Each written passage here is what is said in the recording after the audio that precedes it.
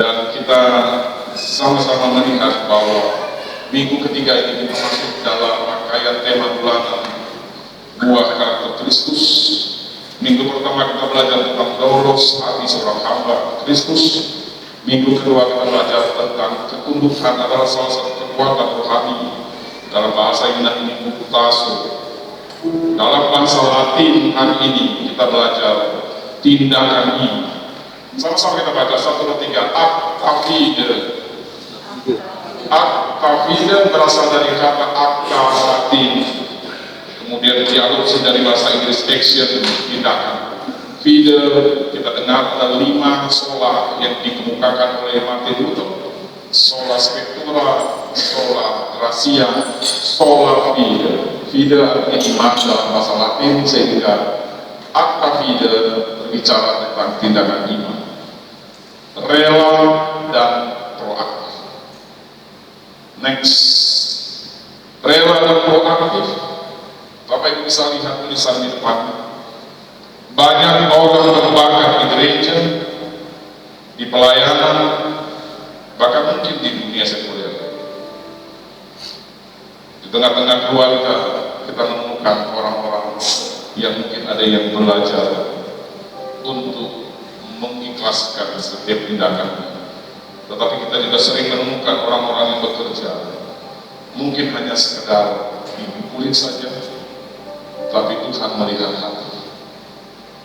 Sebagai visi dan misi gereja kita untuk memperlengkapi jemaat sampai mencapai kedewasaan, saya rasa perlu untuk mengingatkan kita semua, termasuk kami yang ada di mimbar ini, untuk senantiasa ingat bahwa Tuhan melihat hati yang rela. Banyak orang berbakat di gereja, banyak orang punya karunia, karisma, talenta, dengan segala kelebihan yang ada, tetapi gereja sering kekurangan satu hal. Sama-sama kita baca 2, 3. Hati yang rela. Tuhan mencari orang yang siap dipakai. Saya jemput kita bangkit berdiri, kita masuk dalam firman Tuhan Yesaya pasal yang ke-6 ayat yang ke-8. Next, oke. Saya bantu dengan slide. Kita baca bersama-sama Yesaya pasal 6 ayat yang ke-8. 2, 3. Lalu aku mendengar suara Tuhan berkata, siapakah yang akan lurus dan siapakah yang mau pergi untuk aku? Maka seru ini aku, utuslah aku. Firman Tuhan ini, firman Tuhan ini sampaikan dalam kitab Yesaya. Kalau kita baca dari ayat pertama mungkin di rumah, Yesaya pasal 6, perikopnya berbicara tentang Yesaya mendapat panggilan Allah, seorang nabi yang mendengar suara Tuhan. Mungkin kita terlalu sering mendengar suara Tuhan, atau kita merasa itu suara biasa saja, anggap saja angin lalu, anggap saja itu seperti bunyi desau angin. Suara Tuhan mungkin tidak seperti audible, hai anak-anakku yang di atas berbaju warna ini di bagian ini, mungkin tidak seperti itu selalu. Jadi jika itu terjadi, kita harus siap untuk merespon. Suara Tuhan seringkali disampaikan dalam bentuk firman, baik yang Bapak Ibu nonton di IG, TikTok, medsos, baik yang Bapak Ibu saudara muda membaca di Alkitab. Suara Tuhan jelas mengingatkan kita, menegur kita. Tetapi dalam konteks hari ini, dengan judul ini aku putuslah, ini seorang Yesaya menjawab ketika Tuhan bertanya, siapa yang mau pergi? Saya tidak berkata biarkan orang lain saja, atau mungkin seperti analogi anekdot yang sering kita dengar dalam dunia pemutusan. Tuhan bertanya, siapa yang mau pergi untuk aku? Siapa yang akan putus? Bahkan ini bisa dijadikan sedikit lelucon yang mungkin sering kita dengar waktu debat. Ini aku, putuslah dia. Ini saya Tuhan, putuslah mereka. Ketika berbicara siapa saya, kita berlomba-lomba untuk menyatakan siapa saya. Dan ketika kita bertanya dalam hati kita, seberapa sering kita mencoba untuk menampilkan siapa saya. Dan kadang-kadang kalimat ini muncul dalam dunia sekuler.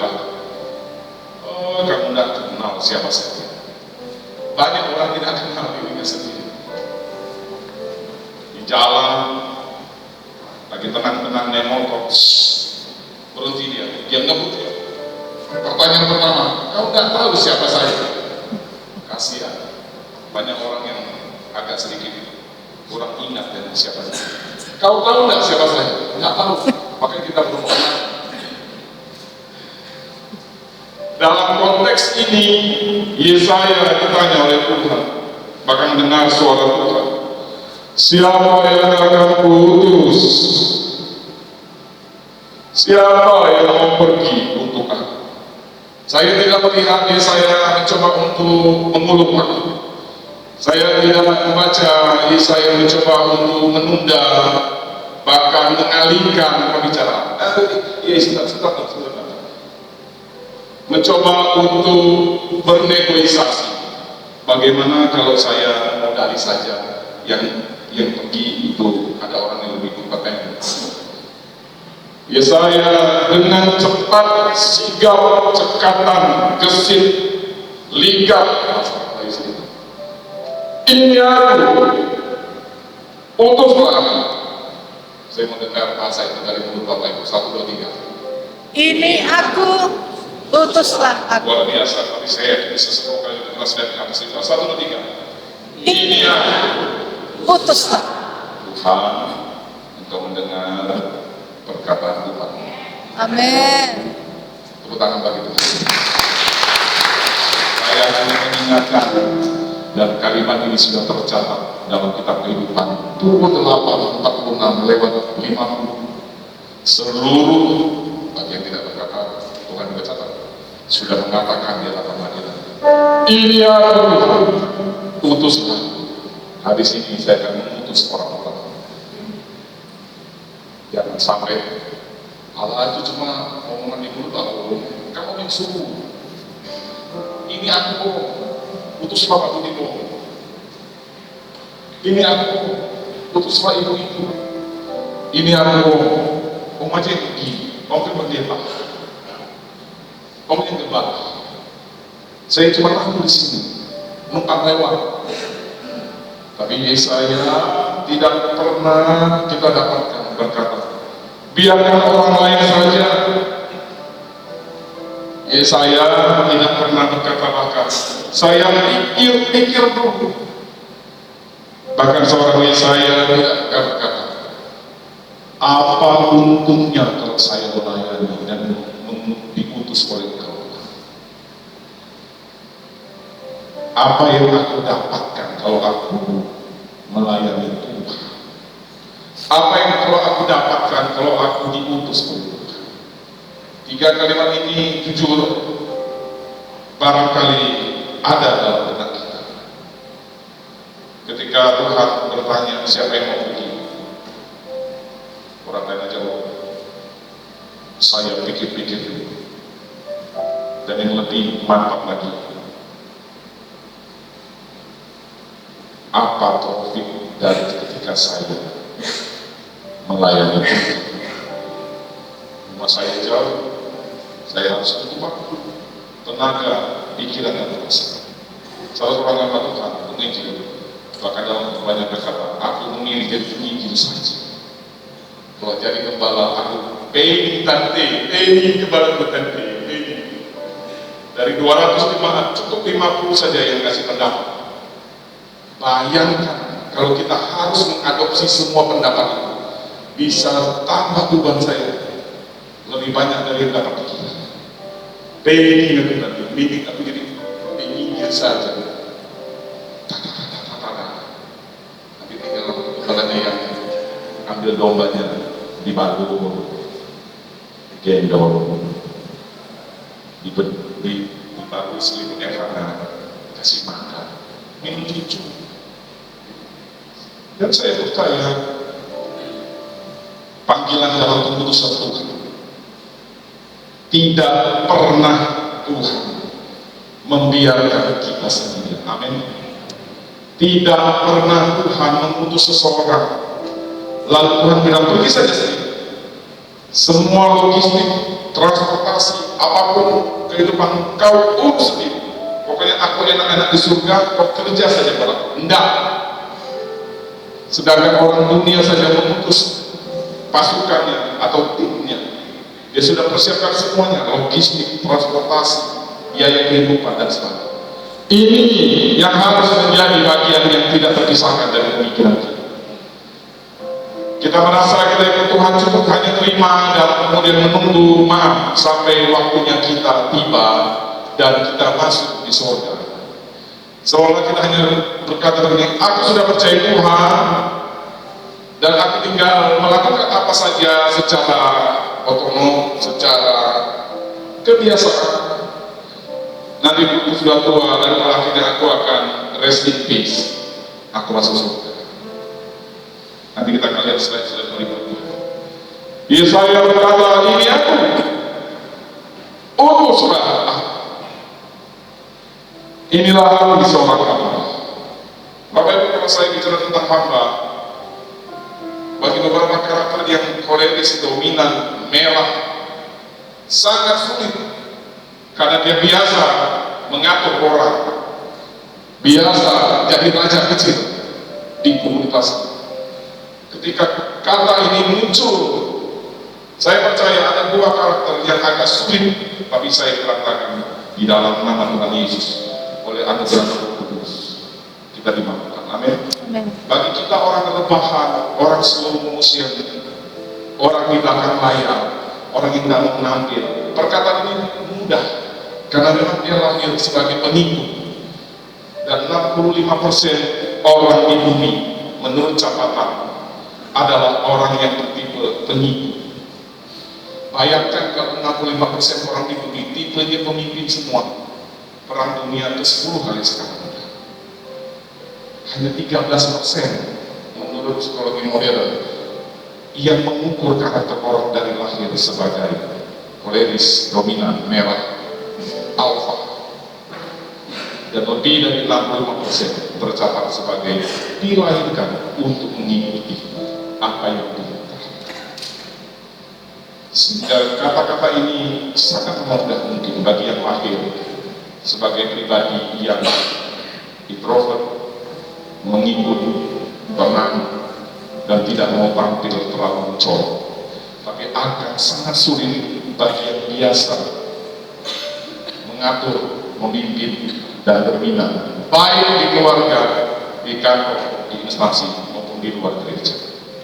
Tetapi oleh kuasa Roh Kudus dan oleh anugerah Tuhan, kita dimampukan memiliki hamba, seorang hamba. Next, hamba sejati itu proaktif. Kita buka Mazmur 100 ayat 2. Kita baca sama-sama Mazmur pasal 100 ayat yang kedua. 1, 2, 3. Beribadahlah kepada Tuhan dengan sukacita. Datanglah ke hadapannya dengan sorak-sorai. Saya percaya kita bisa lebih keras 10 kali dari ini. 1, 2, 3. Beribadahlah kepada Tuhan. Kita bukan beribadah kepada manusia atau institusi sebuah lembaga saja.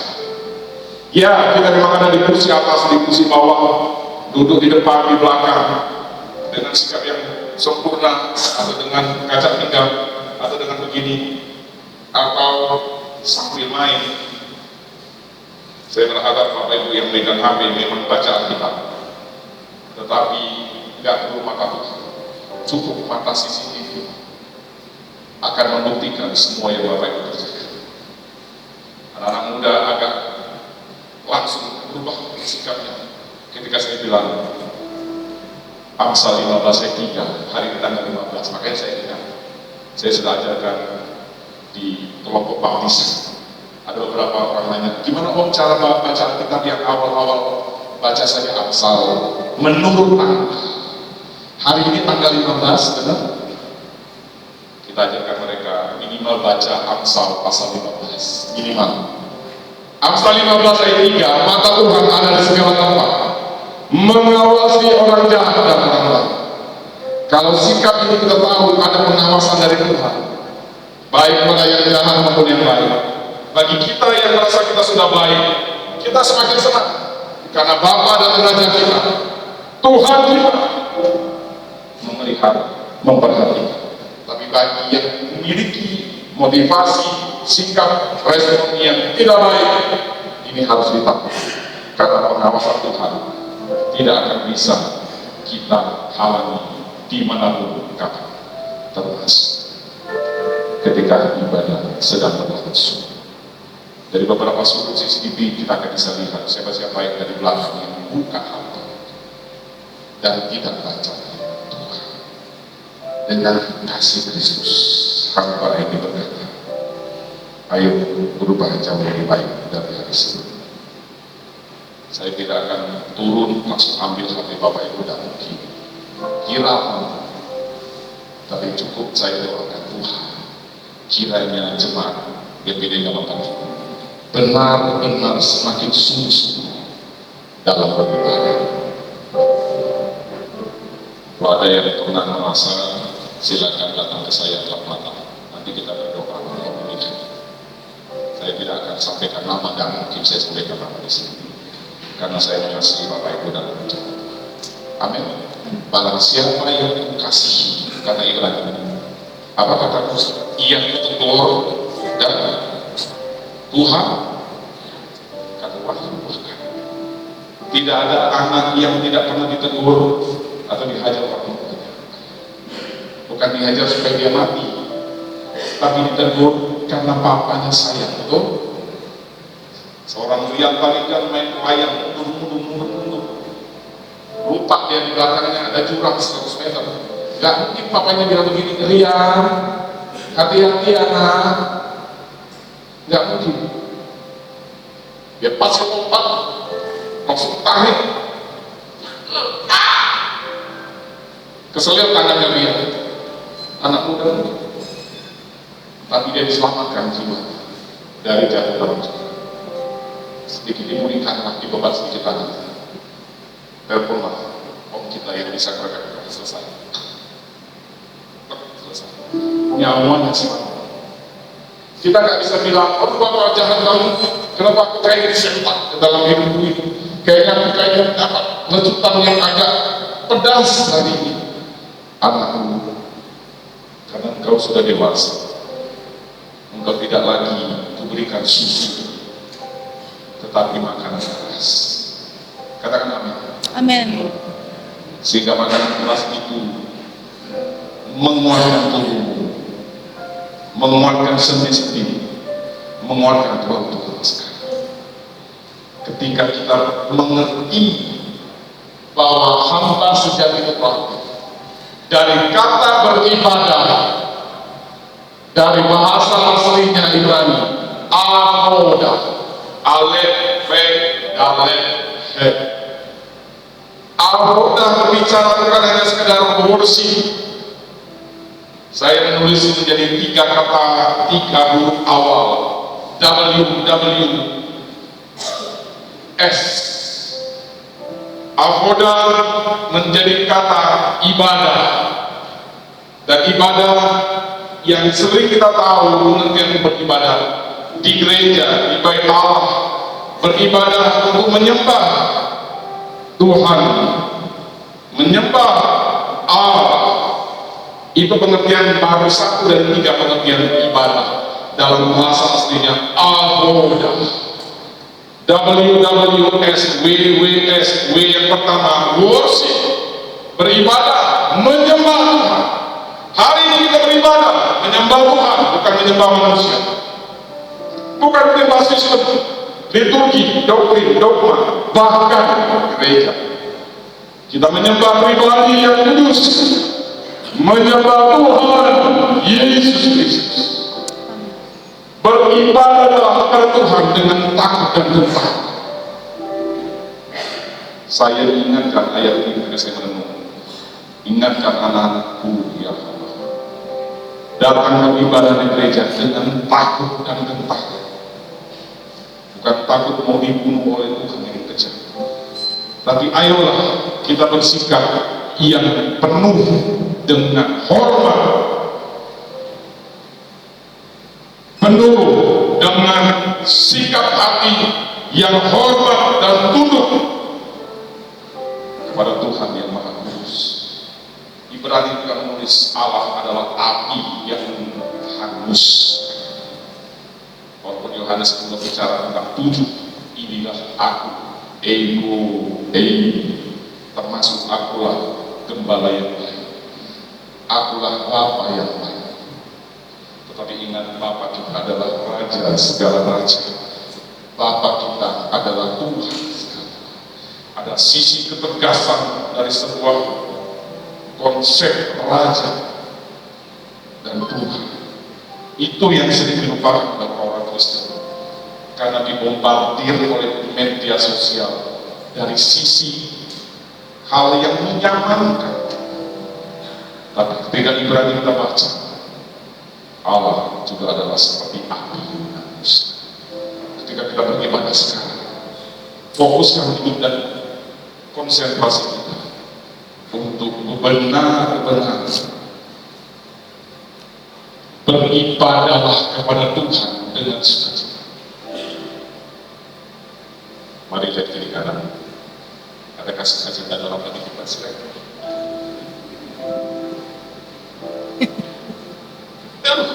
Pas pulang di sebelahnya, aku mau tanggung sama dia, pinjam 100. Ada sukacita melayani kasihi kau, wajahmu lebih jujur dari kata-kata. Oras aman kan? Wajahmu lebih jujur dari mulut. Ku kasihi kau dengan kasih. Matanya mulai itu. Ditambah lagi celetukan yang sangat terkenal itu. Wah, ada teman di sebelah. Ku kasihi kau. Tuhan, sampai berapa lama lagi hamba-Mu harus menyampaikan beribadah kepada Tuhan dengan sukacita? Gak ada tulisannya beribadah kepada Tuhan dengan muka muram dan sedih. Yang ada di Kejadian ketika Kain sebentar lagi mau membunuh Habel. Hai Kain, mengapa muka muram dan panas hati? Perasa. Sebab dosa sudah mengintip engkau di depan. Hari ini, jika kita mendengar suara Tuhan dan firman, jangan keraskan hatimu, beribadah kepada Tuhan dengan sukacita. Katakan amin. Amin. Jatuh tangan bagi Tuhan Yesus. Haleluya. Beribadah. Bekerja Tuhan, worship, menyembah. Pengertian kedua beribadah dalam konteks bahasa aslinya Al-Quran adalah worship, sesuatu yang kita kerjakan di luar kegiatan ibadah di gereja. Mulai pulang nanti, kadang-kadang kita akan ada ibadah kedua dan ketiga di GAIA dan di FGA. Kita ketemu dengan orang lain, kita hanya ngumpul dari hari. Di situ juga kita kerja. Besok pagi kita kerja di instansi, di sekolah, di dunia marketing sekuler. Di situ juga ibadah. Tuhan bilang, Anda beribadah worship di gereja di dalam setiap penyembahan kepada Tuhan. Tapi ketika kamu keluar 1 meter dari pintu gereja, kamu juga beribadah dalam konteks W yang kedua, working. Dunia marketplace, sekuler, pekerjaan sehari-hari, anak-anak muda yang sekolah, yang kampus, yang bekerja swasta, tidak usaha, pegawai negeri ASN, TNI, Polri, kejaksaan, kehakiman, dewan, bahkan yang sudah pensiun, kita masih bekerja di luar sana dalam konteks berlembaga. Dan S yang terakhir dari arti kata avoda adalah service. Kita melayani, dan melayani jauh akan terlihat dari pola sikap yang betul-betul hormat dan mengasihi Tuhan. Ini aku utus. Jika ada kata proaktif, berarti dia bergerak sebelum diminta. Itu artinya. Arti proaktif juga adalah melayani bahkan tanpa disuruh sebelumnya. Bapak Ibu, saya masih perhatikan ada sampah di depan Bapak Ibu. Bolehkah dicek kantong di kursi merah?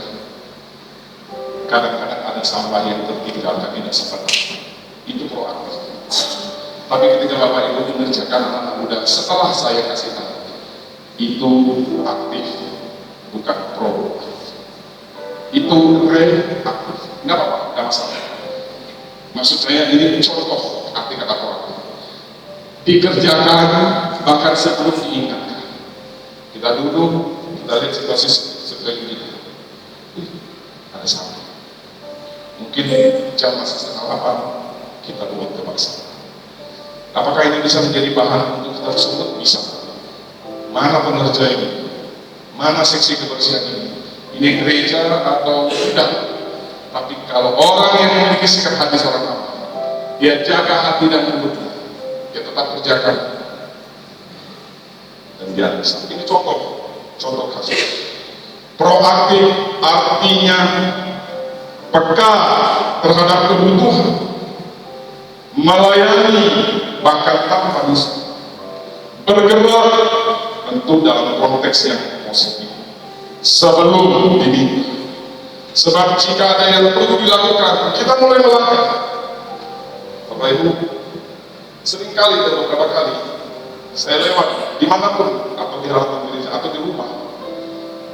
Sekali lagi dijauhkan Tuhan bukan untuk berarti saya jauh lebih hebat, tidak.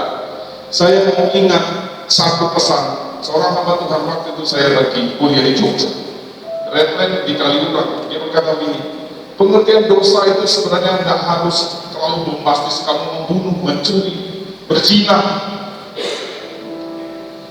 Yakobus bilang, jika seseorang tahu apa yang harus dilakukan, tapi dia tidak melakukan, ia berdosa. Sehingga makanya manusia tidak ada yang luput tanpa dosa. Beberapa hari lalu saya lagi lakukan bimbingan pernikahan bagi si bule ini, Mr. Girl, not male, and I train my English language little bit to teach him and Sela. Saya baca bahasa Indonesia, saya coba kasih bahasa Indonesia. Any question? Girl, not? Okay. Dia kasih pertanyaan dalam bahasa Inggris, tapi saya sama-sama mengerti. Karena saya lagi bahas tentang kalimat desain Allah pada awalnya dan sampai hari ini adalah monogami. Satu pria menikah dengan satu wanita. Dia tanya kepada saya, untuk hambanya ini belajar. Gimana Abraham? Berapa istri Abraham? Bapak Ibu, halo, pertanyaan sama Ibu. Berapa istri Abraham? 4. 1. Dua. Berapa? 3. Sarah, Hagar, Keturah. 3. Bapak Ibu, anak-anak muda baca lagi ya Alkitabnya. Dia baca, dia nggak ngetes ini, cuma dia senyum.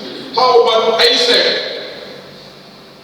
Isaac ini satu ya, Ribka, betul? Atau istrinya 2? Yakub. Berapa istri Yakub? Kan Yakubnya yang tidak mau iman ya. Berapa? Lea, Rahel, Bilha, Silva, muncullah 12 istri. Tetapi Tuhan kasih hikmah. Girl and girl, I ask you one question. Who is the perfect human in this world and in the Bible? The only perfect Jesus. Yes. Itu artinya saya tidak bisa mengidolakan Abraham karena dia pun masih ada sisi-sisi yang tidak sesuai. Amin. Saya tidak bisa memuja dan menyembah dan memuliakan Aisyah, manusia yang masih ada kelemahan. Saya tidak bisa mengidolakan yang bapak dari 12 Bani Israel dengan satu anak perempuannya di, karena masih ada sisi yang lain. Apalagi Salomo. Ketawa itu Salomo. Om, istri saya Dewi. Baru kali terjadi seorang raja menikahi Dewi. Hanya ada 3 orang. Biar nggak tahu tegak. Sehingga kita bisa melihat dari kejadian sampai waktu hanya pribadi Yesus. Sama-sama katakan satu bertiga. Hanya pribadi Yesus yang sempurna. Amin. Do you understand, sir? Yes, I do. Mantap. Are you satisfied with my explanation in the Bible, with the people, in the stories of the Bible? Yes, I know. The only perfect man in this world, only Jesus. Only Jesus. Saya, kita, di manapun bukan orang sempurna. Katakan amin. Amin. Banyak orang Kristen kecewa bukan karena dengan Yesus, karena dengan pengikut Yesus, bahkan hamba-hamba Kristen. Benar? Makanya kami ketemu kemarin akan ketiga di Sedang. Teman saya ini teman lama, dia buka warnet di Sedang. Sebut saja namanya apalah pokoknya. Bukan Mawar, kalau Mawar kan wanita. Ya siapa lah, aku nama sih. Ketemu pertama kali, kaget saya. Ih bro, saya kecewa dengan orang Kristen. Dia pikir saya bertengkar tentang omongan begitu. Belum ketemu 20 tahun, kalimat pertamanya, bro pacar. Saya kecewa dengan orang Kristen. Saya langsung bilang, saya juga kecewa, kok bisa? Nah karena orang. Kalau kamu tadi ngomong saya kecewa dengan Kristus, saya akan kasih kamu banyak alasan. Tidak ada alasan untuk kita kecewa dengan Yesus. Tapi kalau kamu dan saya bisa kecewa dengan orang Kristen, lumrah. Karena orang itu masih terbuat dari debu tanah liat. Dia masih punya pikiran dan manusia lama yang tidak mungkin sempurna. Sehingga pendeta siapapun yang kita coba sembah dan idolakan, suatu saat dia melihat dan tahu dari seorang pendeta, dia langsung bilang, saya semenjak itu. Oke, mari kita share, bro. Kita share. Dia keluarkan semua sampah-sampah dalam jiwanya. Dia kecewa sekali. Sudah, giliran saya pipa juga. Oh, perkaranya perlu pipa lagi ya. Dan saya tidak harus kecewa dengan manusia.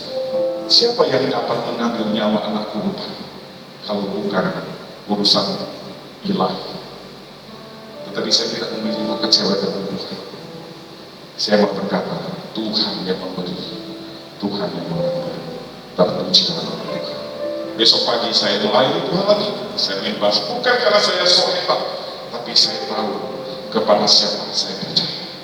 Saya tidak pernah mempercayakan hidupku kepada manusia siapapun itu. Sehebat, semantap apapun dia tidak pernah. Kata Yeremia 17 berkata, ayat 5 dan 6, terkutuklah orang yang mengandalkan manusia. Amin. Tapi Yeremia 17 ayat 7 dan 8, diberkatilah orang yang mengangkat. Kenapa Bapak Ibu kita semua mungkin pernah kecewa dengan Kristenan? Karena kita ketemu dengan orang-orang yang tidak sempurna dan tidak mungkin bisa sempurna. Tidak ada orang yang sempurna kecuali Yesus. Sehingga saya harus mengarahkan pandangan kita seperti Mazmur 8 ayat 8. Orang yang berjalan semakin lama semakin dekat karena melihat pandang Allah di sini. Pandanganku hanya kepada Allah di sini.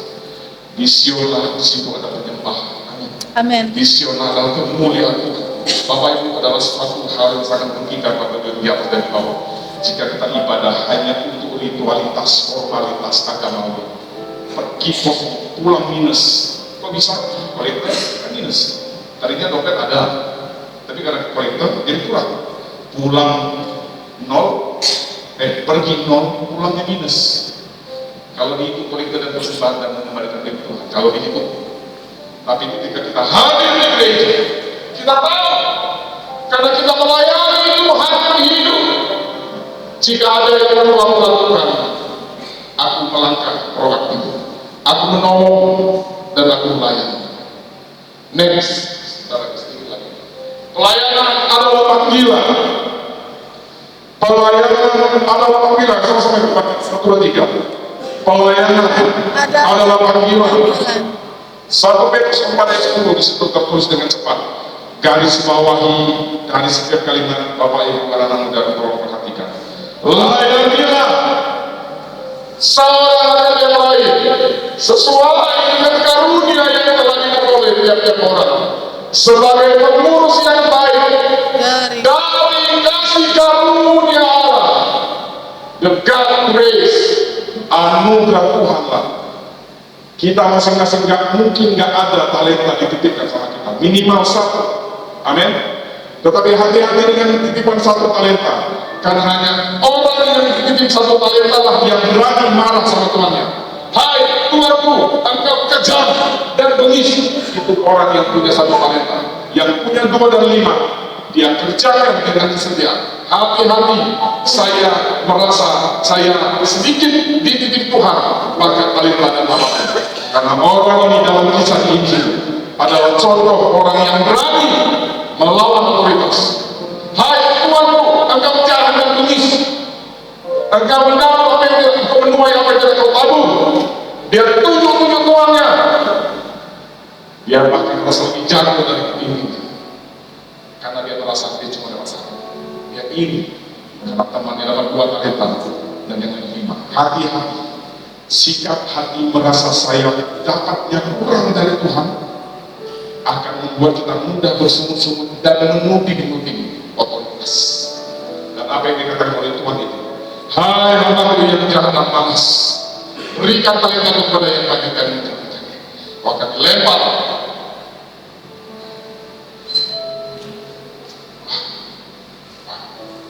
Justru yang dapat 1 talenta, yang ada kemungkinan marah-marah bersungut-sungut sama Tuhan. Ini membuat saya semakin bersikap lebih bijaksana dalam memandang berapa banyak yang Tuhan sedang memberikan kepada saya. Kalau kalimat ini saya tanya kepada Bapak Ibu anak muda, berapa banyak talenta yang Tuhan sudah titip kepada Bapak Ibu dan yang sudah dikerjakan untuk melayani Tuhan? Pertanyaan ini boleh menjadi PR buat kita semua. Karunia Tuhan memberi setiap orang karunia. Mungkin ada yang bisa menyanyi, mengajar, teknologi, mengaji dan lain sebagainya.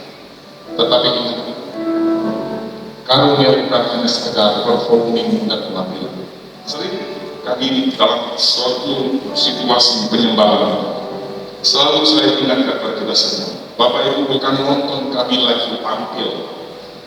Kami di sini menyembah dan Bapak Ibu anak muda juga ikut menyembah Tuhan, baik di lantai dasar maupun lantai atas, luar biasa. Terus sekali di atas Pak, Bapak Ibu bisa lihat di belakang itu sekali ratusan orang di atas. Ada yang terlihat dan yang tak terlihat. Jangan pikir cuma 30 orang, banyak. Minta sama Tuhan supaya kita pandang kita. Dan sikap ini yang membuat kami melayani Tuhan dengan takut dan gentar.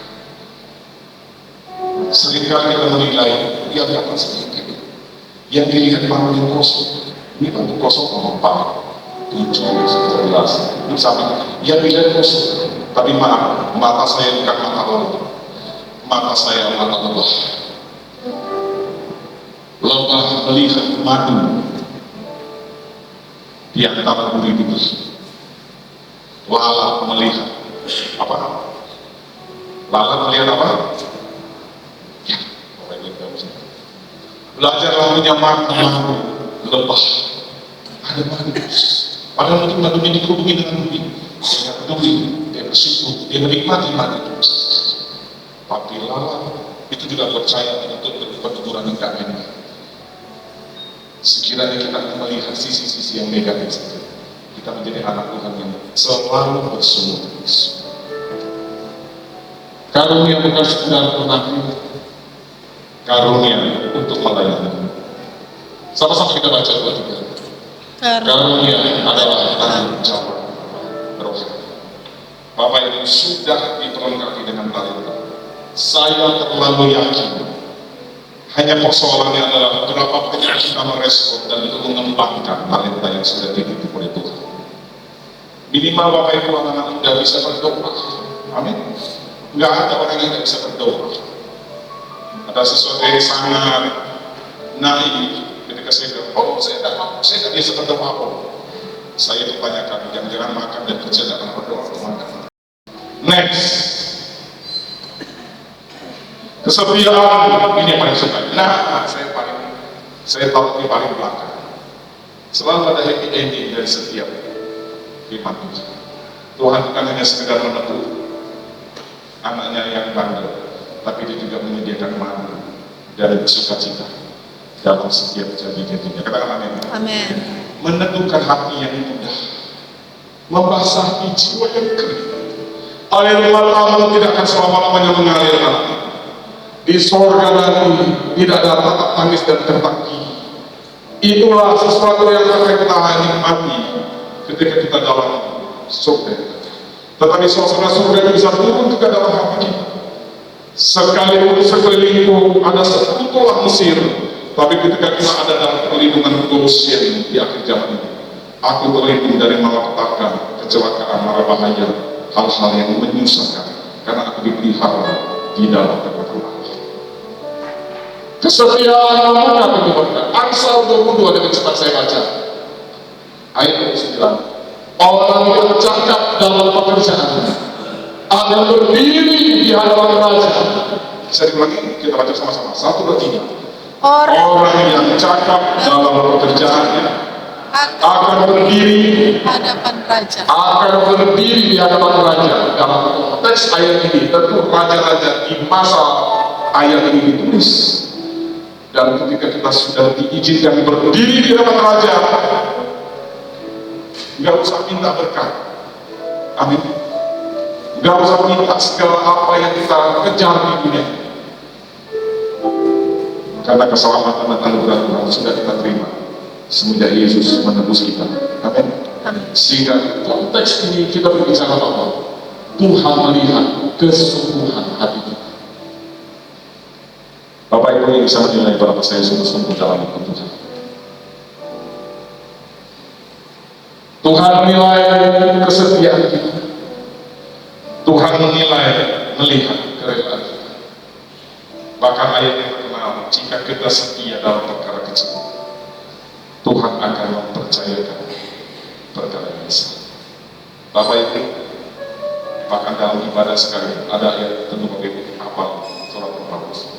Janganlah kau menjauhkan diri dari pertemuan-pertemuan ibadah seperti yang dibiasakan oleh orang. Karena ibadah itu membawa keuntungan baik asal sekarang maupun yang akan datang. Amin. Siapa yang mau beruntung, angkat tangan dan tangan yang kalau sama Tuhan kita. Haleluya. Tapi ada syaratnya. Jangan kau menjauhi pertemuan-pertemuan ibadah. Nah, ibadah sekali lagi dari bahasa aslinya apoda, bukan hanya sekedar kayak Bapak Ibu lagi duduk begini. Oh, saya datang ke gereja sudah ibadah. Tidak. Ibadah yang sejati dari hati kita, yang menyembah lalu memuji dan mengingat Tuhan, yang bekerja di luar nanti saya ingat dan memuji dan memuliakan Tuhan. Bahkan saya melayani servis, saya melayani, bukan melayani manusia atau lembaga agama, saya melayani Tuhan Allah yang Maha Kudus. Sehingga bukan kejar upah, tapi kita merespon untuk melayani dalam semua sikap ibadah.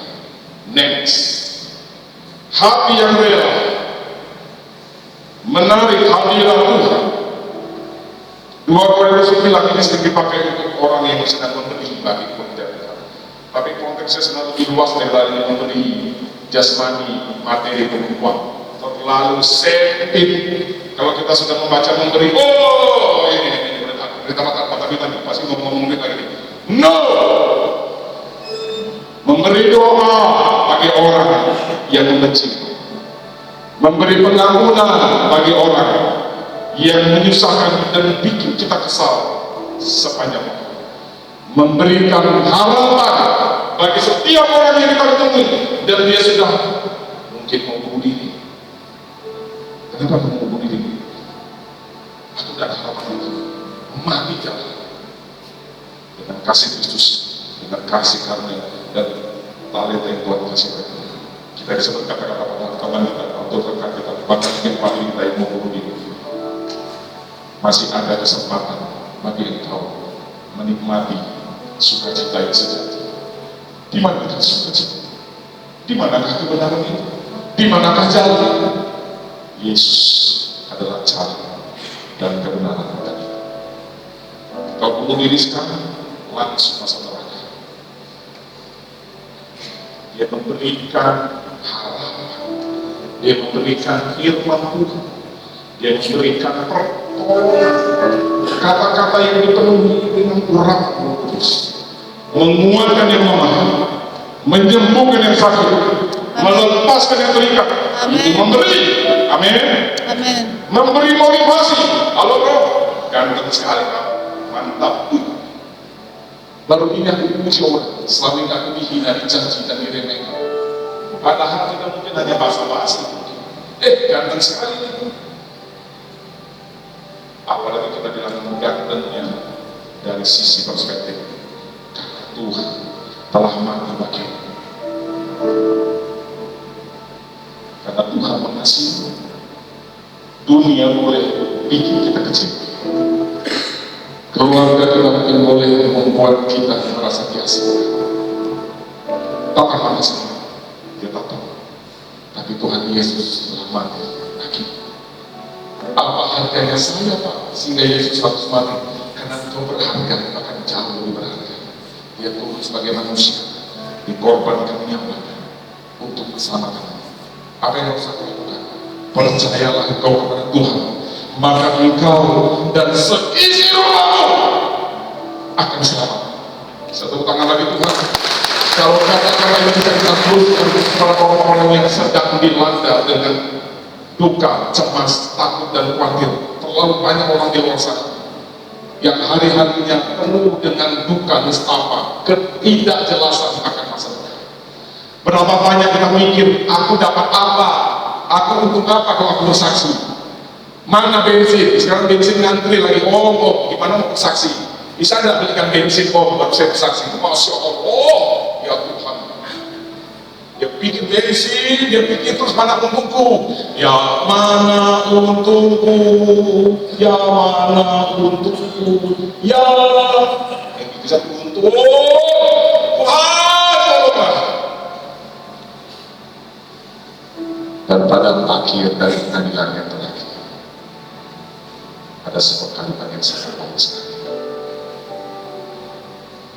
Suatu hari kita akan berdiri, sama-sama kita baca dengan penuh melankolis. Ini slide terakhir. 1, 2, 3. Suatu hari Kita akan kita bacanya seperti kita lagi membaca sebuah yang penuh penghayatan. Setelah kita akan begini di hadapan Tuhan, enak. Pelan-pelan ya. 1, 2, 3. Suatu hari kita akan berdiri Di hadapan. di hadapan. Saya ulangi. Tolong tempatkan di hati yang paling dalam.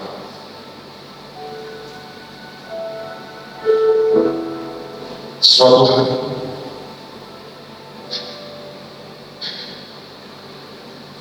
kita akan terus di hadapan Tuhan. Semua yang berdiri di sini dan yang duduk di kursi bawah ini, suatu hari semua akan menghadap tahta pengadilan Tuhan. Kita boleh kawan, kasar benar kita dibumi, boleh. You mau kasar, mau garang, mau kejam, mau curi, mau segala apa mau. Atau yang lebih kayak baik, atau kayak cocok.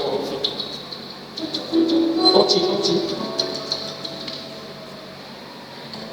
Suatu hari kita semua akan berdiri di hadapan Tuhan dan kita akan mendengar satu kalimat. Bapak Ibu bisa baca dalam Matius. Maka kata Tuhan kepadanya,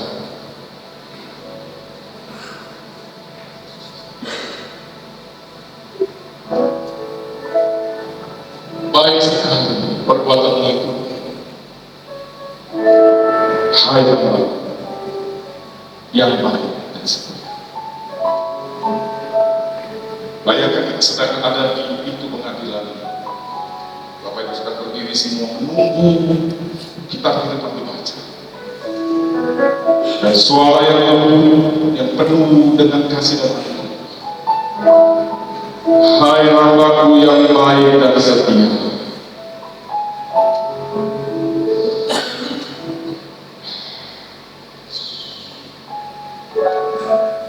Baik sekali perbuatanmu. Masuklah ke dalam perjamuan pesta kalau ada. Mungkin kita menangis sangat bahagia. Pada akhirnya sebuah kalimat yang lebih lengkap dalam ayat satu di Alkitab. Engkau telah setia dalam perkara kecil. Aku akan memberikan kepadamu tanggung jawab yang besar. Sebuah tatapan yang sangat baik dari sebapak. Dia akan berkata kepada kita, masuklah dan turunlah dalam kebahagiaan Tuhan. Berapa banyak kita membayangkan kalimat ini ada di penghujung dari segala perjalanan kita, yang masih belum sadar bahwa kita sedang ditunggu oleh kalimat itu. Masih ada waktu untuk kita berubah, lebih rela, lebih proaktif. Hai hambaku yang baik dan setia. Banyak orang baik tapi tidak setia sampai akhir. Itu maksudnya. Banyak orang yang setia tapi jahat. Setia sekali dong, jahat. Tak bisa. Kita harus baik dan kebaikan itu setia sampai di penghujung. hari ini Tuhan bertanya kepada kita dan Bapak Ibu Saudara, apakah kita masih menunggu untuk diri atau kita siap berkata, Tuhan, ini aku, utuslah. Kita panggil